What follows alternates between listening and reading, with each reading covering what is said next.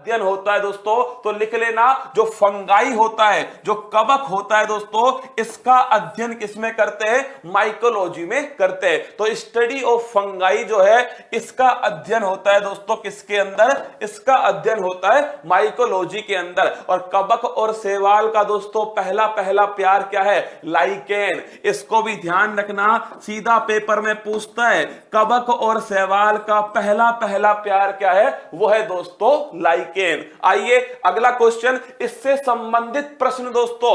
Apiculture जो है ये क्या होता है? तो माय डियर रसगुल्ला, मधुमक्खी पालन जो है इसे कहते हैं एपीकल्चर। फिर आपसे पूछेगा सेरीकल्चर क्या होता है? तो सेरीकल्चर दोस्तों रेशम कीट पालन। क्या होता है? रेशम कीट पालन। विटीकल्चर मोस्ट इंपोर्टेंट है दोस्तों, अंगूर की जो खेती है इसे कहते हैं विटीकल्चर। और बर्मी कल्चर दोस्तों, केंचुआ किसान का मित्र, लिख लेना, केंचुआ जो है किसान का मित्र दोस्तों, इसका इससे संबंधित है कौन सी? बर्मी कल्चर। आइए नेक्स्ट क्वेश्चन देखिएगा, कौन से विटामिन में कोबाल्ट धातु पाई जाती है? तो नोट करना दोस्तों, विटामिन बी12। कौन सा है? विटामिन बी12 जो है, इसमें कौन सी धातु होती है? कोबाल्ट धातु होती है, साइनोकोबोलिन। क्या दोस्तों? ध्यान नोट कर लेना, साइनोकोबोलिन जो है इसे कहते हैं विटामिन बी12 को, और इसमें होती है दोस्तों कोबाल्ट धातु। अगला क्वेश्चन देखिएगा, कोशिका की ऊर्जा मुद्रा किसे कहते हैं? एटीपी। किसे बोलते हैं? ATP, adenosine triphosphate. क्या है दोस्तों?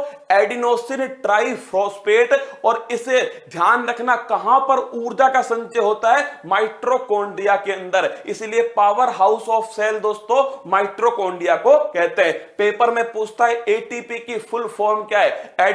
Adenosine triphosphate. आगे देखिएगा, अगला क्वेश्चन है, प्रोटीन की कमी से कौन से रोग होते हैं? पहली बात तो जो प्रोटीन है ये एमिनो एसिड का दोस्तों बहुलक है। किसका? एमिनो अम्ल का।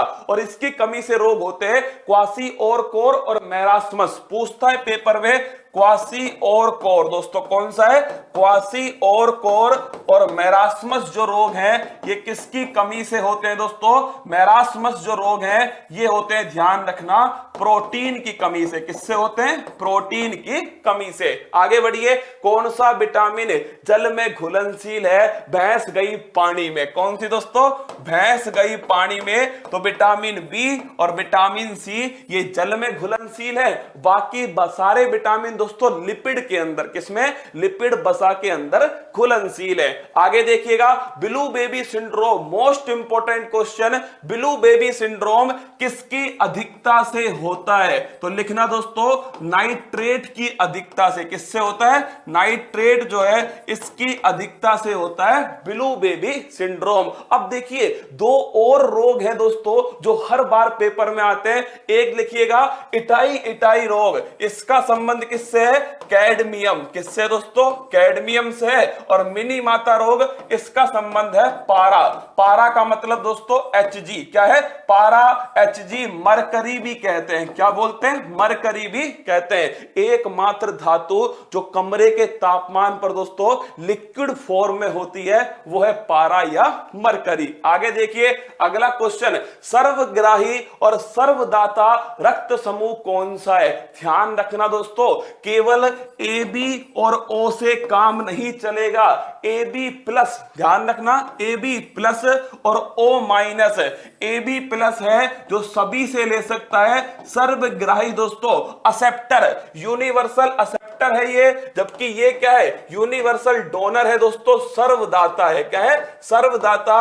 और आपको जानकारी होगी रक्त समूह दोस्तों किसने दिए थे? कॉर्ल लैंडस्टीनर ने दिए थे। आगे बढ़िए, अगला क्वेश्चन, पूर्ण पाचक रस किसे कहा जाता है? ये वो रस होता है दोस्तों जिसमें कार्बोहाइड्रेट, जिसमें दोस्तों प्रोटीन, जिसमें वसा, तीनों का पाचन होता है। और वो दोस्तों रस कहां से निकलता है? अग्नाशय ग्रंथि से निकलता है। कहां से? अग्नाशय। तो ध्यान रखना, पूर्ण पाचक रस अग्नाशय रस को कहा जाता है जो पैनक्रियाटिक दोस्तों ग्लैंड से निकलता है। इसी अग्नाशय ग्रंथि में दोस्तों लैंगरहैंस द्वीप द्वीप समूह होते हैं, जहां बीटा दोस्तों लैंगरहैंस द्वीप समूह में किसका निर्माण होता है? इंसुलिन। किसका होता है? इसी में दोस्तों इंसुलिन का निर्माण होता है, और जिसकी कमी से मधुमेह, डायबिटीज मेलिटस रोग होता है। आगे बढ़िएगा, अगला क्वेश्चन, सीरम किसे कहा जाता है? ये बड़ा गजब का क्वेश्चन है दोस्तों।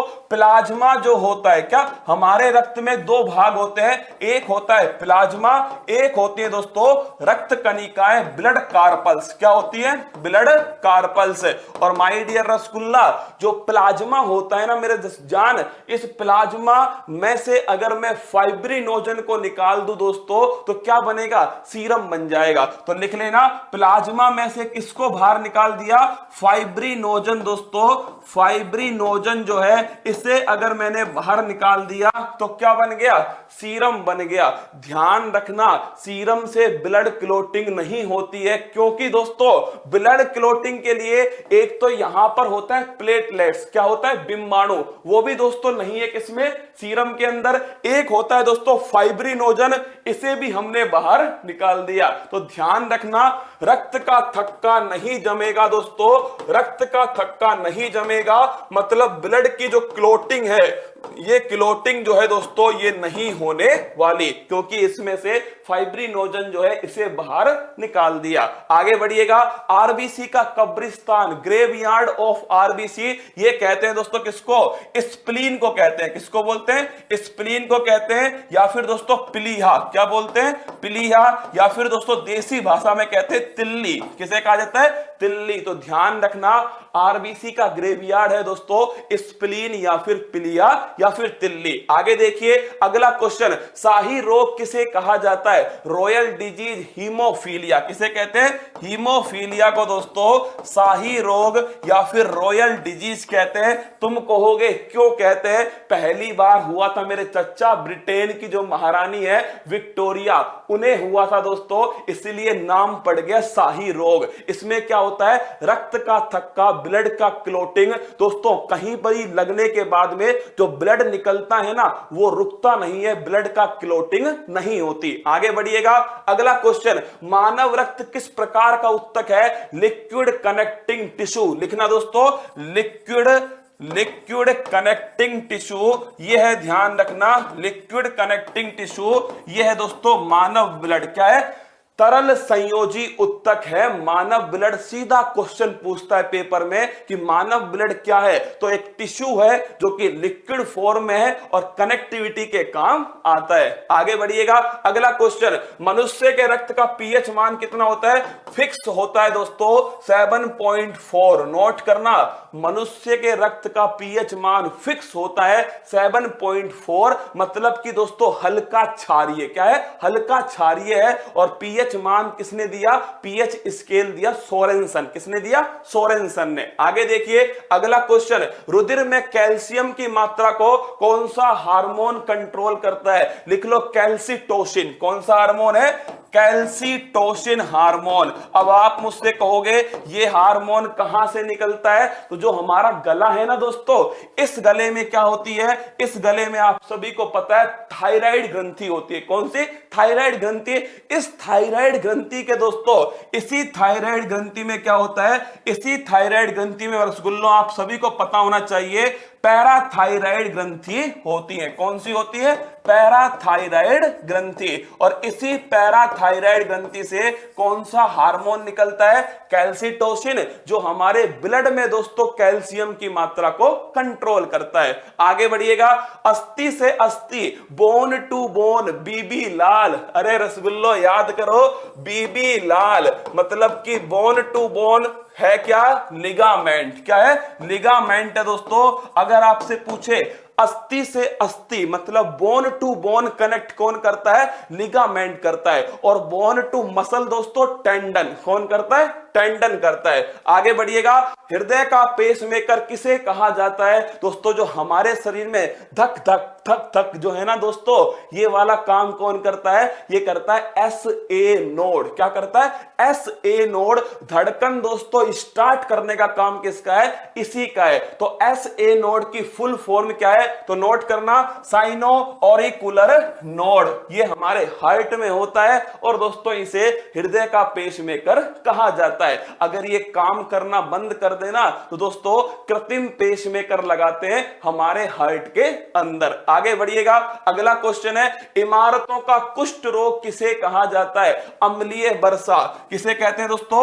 एसिड रेन जो है इसे कहते हैं इमारतों का कुष्ठ रोग। कुष्ठ रोग का मतलब है लेप्रोसी। इमारतों का दोस्तों कटाव करता है, इमारतों का क्षरण करता है। ताजमहल को देख लीजिए, ताजमहल का रंग दोस्तों सफेद से कैसा हो रहा है? हल्का पीला होता जा रहा है। किस कारण से?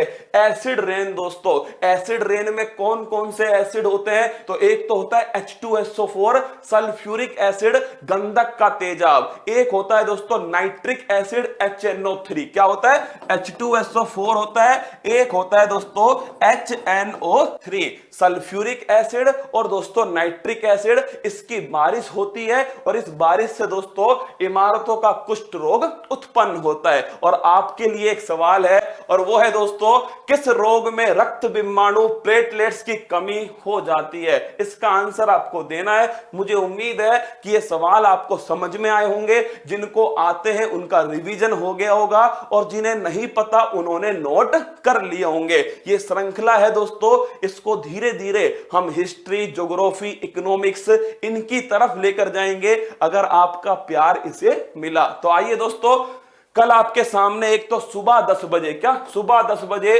पूरे अप्रैल माह का दोस्तों गोली की तरह रिवीजन होने वाला है सुबह 10 बजे। इसके साथ में दोस्तों वीकली करंट अफेयर्स सुबह 6 बजे आपके सामने, जो सप्ताह भर में जो हमने पढ़ा है उसे एक बार दोस्तों फटाफट रिवीजन करेंगे सुबह 6 बजे। तैयार रहना। इसके साथ में दोस्तों आपके लिए कल काव्योत्कर्ष भी होने वाला है, उसके लिए भी तैयार रहना। और परसों सुबह तो मेरे दोस्तों उत्तर प्रदेश घूमने चलेंगे, तो मस्त रहना, खुश रहना, जबरदस्त रहना, अपनी तैयारी को मजबूत करते रहना। और मंजिल ने हौसलों से कहा तेरे बस की बात नहीं, हौसलों ने मंजिल की आंखों में आंखें डाल के बोला चल छुट्टी, तेरी इतनी औकात नहीं।